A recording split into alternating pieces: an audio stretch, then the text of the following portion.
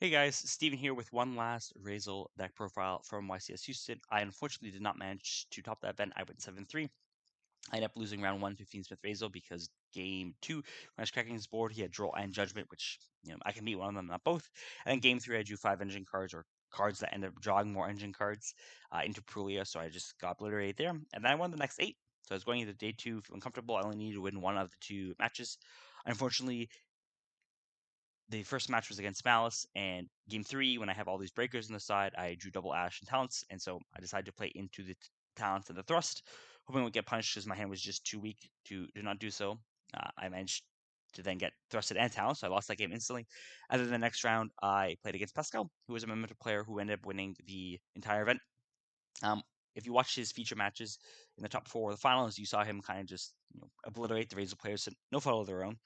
But I actually had a super grinding game 1. He managed to full combo me. It was the fusion that sends to the SB, as well as Combination for follow up, as well as the Chimera fusion for Guardian Chimera. I managed to full crack the board and get into a massive grind game. Like I ended up Escatoning him in turn 4. Fast forward like 4 turns later, we both have 0 cards in our extra deck. But unfortunately, when we get to that point, I'm not winning the game. This deck's main strategy in any game is stick a detonator and see what happens. And usually it's you win. Unfortunately, versus Memento, when they summon a guy with 5k attack, they can attack everything. The answer is, oh, now I lose. So that's what happened. There were multiple times where I tried to force out mistakes out of him, make him shotgun things, but he just wasn't having he knew matchup very well. And congrats to him for winning the YCS because I think he played very well in our matchup. It's unfortunate that I did not top this. This would have been 4 for 4 Ryzeal tops since the deck came out, but couldn't get there this time. It's fine. I think I played super well through the entire event, especially after losing round 1. I managed to keep my cool and win the rest of day 1, and my losses were, I think, pretty unpreventable. So it's just one of those unlucky events. It's fine. These happen when you're playing a card game. Talking a bit more about the deck list specifically, I'm not going to go too deep with it. It's pretty much the same things I've been playing before. The only big thing is I switched back to breakers. The main thing is I just found that against Pure Ryzeal, the Chummies just feel awful. They feel awful to draw after you're digging for cards with the pots or the talents.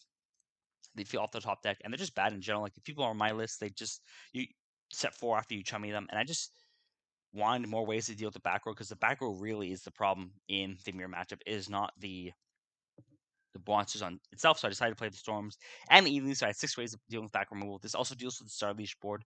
People who are worried about the troll board, it's just like you just have enough 2-card combinations still to deal with. Like you can try banging thing with Storm, but if you draw any 2 of like evenly Eclipse and Talent, you still can play through it. You can also just force an early bagel and get into a grind game like that, and there are enough ways to kind of make magic happen in that match where I felt fine. And then because I wasn't on Chummies at all, I had the normal breakers from Mouse. I didn't have to play into Thrust, other than of course when I draw two ashes and just lose on the spot there. So overall, happy with the deck list, happy with the performance. We will talk a bit about the list going forward.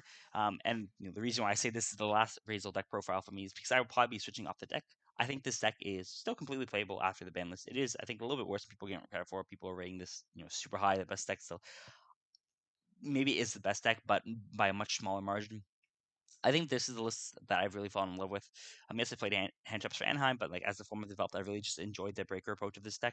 I do not think that's playable or anywhere close to as good going forward, mainly because you just have less ways X, which is the best card going second, which is why you can play kind of a breaker version. X souls so much of the board by itself. The other thing is card efficiency, where when you're playing the breaker version, you really want every card to be live, the vast majority of your hand to be live. And so when you're using 7th one to shut off your turn just to get the engine, is not a good feeling when you're playing a deck list like this. I think that if you're playing hand trap version, you play Sharks, you play 7th one, it's still completely fine. These cards are still super high quality, and the Detonator is still a very good card. But for me, it's enough of a reason that this deck isn't so overwhelming.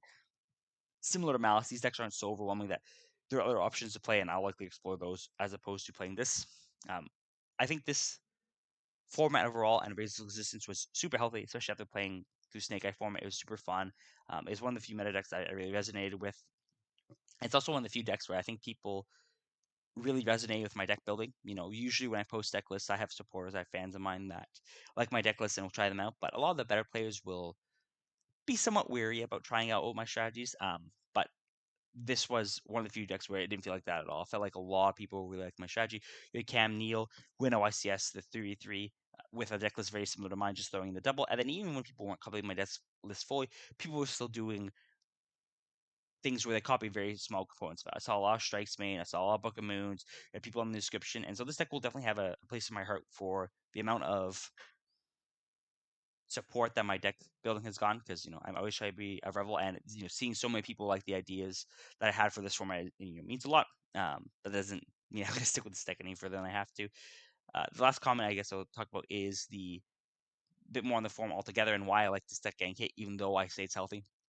And I think that the design philosophy of the Yu-Gi-Oh game should be that you release broken cards, we get to play with them for a bit, and then we move on. And I think that the problem is when you don't have it in either direction, or have too much of it in either direction. So you release cards that aren't broken and you just have stale formats, which doesn't happen too much, fortunately, because Konami always releases completely broken cards every set. But the problem is the opposite way. And what I mean that is we have these formats too long. And so when you look at Ryzeal Detonator, the whole format the last 4 months were based around this card. And it's super fun trying to figure out the interactions to beat Ryzeal Detonator, using twins, but they get to a very repetitive gameplay, and they don't really allow for much diversity or creativity when you're trying to play through boards or getting into unique scenarios. Like I said earlier, when I was playing against Bento, he summons a 5k guy, I summon a 3k guy, and I just go, oh, I lose. Like I don't have any tools to actually be able to clear that monster or this type of deck or function, this type of grind game with this deck. And while I don't inherently think that's a problem, I don't want 6 months of this kind of very simple gameplay. This very simple summon big guy, have it win from there. A few months, 100%. I think it's super interesting to really practice and get a mastery of this type of deck, and understand the actions you can do.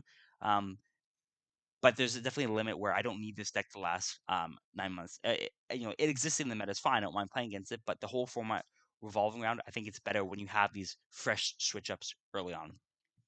So while this deck is, I think it was very healthy and the meta was very healthy, I am happy that this deck is going to be knocked down a notch. And I will probably release a tier list video coming up, but I think this is now a format where you pick a best deck or one of the rogue decks and just prepare for the best decks, and you'll have success. Where I think last format you really did need to play Ryzeal or Malice or something really in tune to beat them, which was not many options, and get lucky when you play the Zord decks.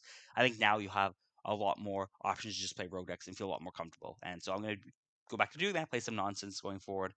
Maybe I'll return to this one day, maybe I won't, but this is kind of me ending the Ryzeal arc of my time as a Yu-Gi-Oh player. And if you guys have any ideas of what decks you want to me play going forward, because I don't really have any ideas right now, please leave it in comments below. Maybe I can figure out another pet deck to go and Santoli eyes. Anyways, thanks for all your support as usual, and until next time.